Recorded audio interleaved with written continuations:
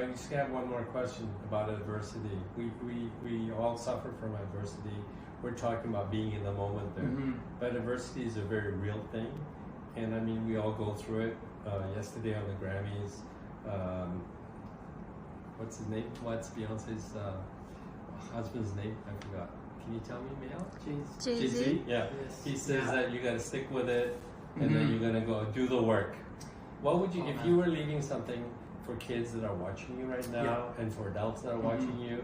I'm not talking about tennis. I'm talking about life lessons that you've learned. Maybe give me 3 most important life lessons you've learned today. Well, what I'll tell you, if I can answer that in a different way, just about adversity, because my mind went straight into one specific thing that I've learned the most. I mean, that's kind of, I try to live every day and reminding myself of this thing, and it's when I face adversity, it's really just your perception of that moment, unless it's something tragic, like of course, loss of a family member, and that's, I can't imagine that's a different thing. But in terms of, in your professional life or even your personal life, it's really just your perception of that moment. If you might think, you're looking at it as a very negative thing, but ultimately it can just be a stepping stone to something that's extremely positive. And I think the moment where that shifted my mindset completely is when I had back surgery in 2019.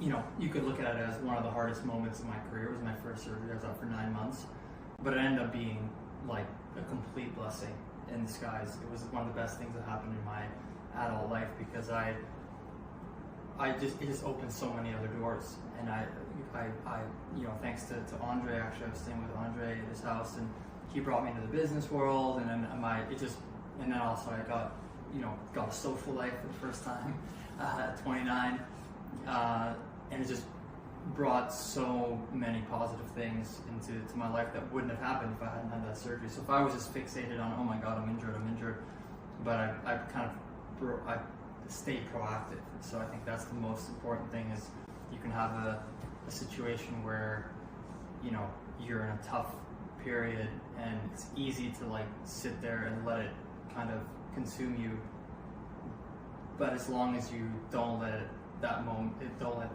do that to you, and staying proactive and trying to constantly do something and get better or get through it, eventually it just turns around, and then you never know, right, what good can come out of perceived negative situation.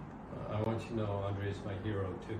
Yeah. So I want you to look in that camera. Can you focus on Vasek, please? And then here's the question.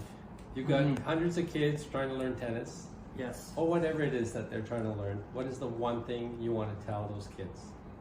I would say the one thing, depending on what your goals are, obviously, if you want to be, a professional, or if you want to just get better, I would say just every time you're on the court, to try to get better and play with, have an intention, whatever it is. If you step on the court, working on something, and that kind of compounds, and you really accelerate the learning curve, and you just improve, I would say, much faster if you bring that mindset. So every time you step on the court, make sure you know what you're working on, and don't waste time just hitting the ball without any real focus. So that would be, I work hard. Nothing comes easy. You'll never, in anything in life, it's all about hard work and staying humble. Ashish, thank you very much. Thank you. It was so Yeah, nice awesome. to be this. I look forward to seeing you at our YPO event. Yeah, thank you for coming. I'm looking forward to it. Thanks. And again, Andre, thank you very much. You're a superstar in my eyes. I've always told you that. You're too kind. It's true. Thanks. Thanks.